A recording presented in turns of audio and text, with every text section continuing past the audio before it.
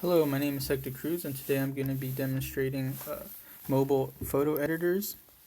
We're going to be comparing Photoshop Express and ToolWiz Photos for Android. If we open up Photoshop, we are prompted to pick a picture to edit. So we're going to pick our picture, and we can see that we're prompted to a main menu, and the settings are at the bottom. They're just icons. And if we go to ToolWiz, and we select our photo, we see that the same tool options appear at the bottom, but they actually have names, whereas Photo Express doesn't. So if you're using Photo Express, you might have to learn what these different icons mean. Going to the crop option, we see that we have a free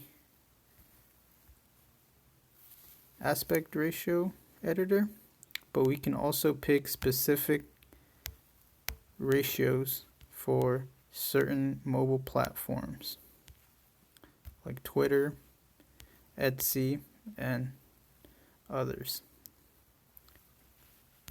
If we go to ToolWiz, we have to hit a couple extra buttons. So we go to Tools and then Crop, and we're taken to the similar free aspect ratio editor. And similarly, at the bottom, we also have specific aspect ratios, but not to the extent of being able to pick something for Facebook or Twitter.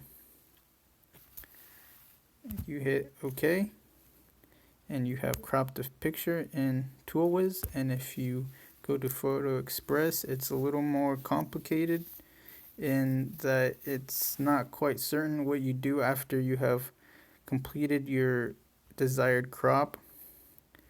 What you can do is you can hit back and it will ask you to save, which I don't think is the intended way to do it. But the other way is to just go to another tool and it'll crop, and then you can send it or save it to your device. Okay, thank you. That is the end of the demonstration.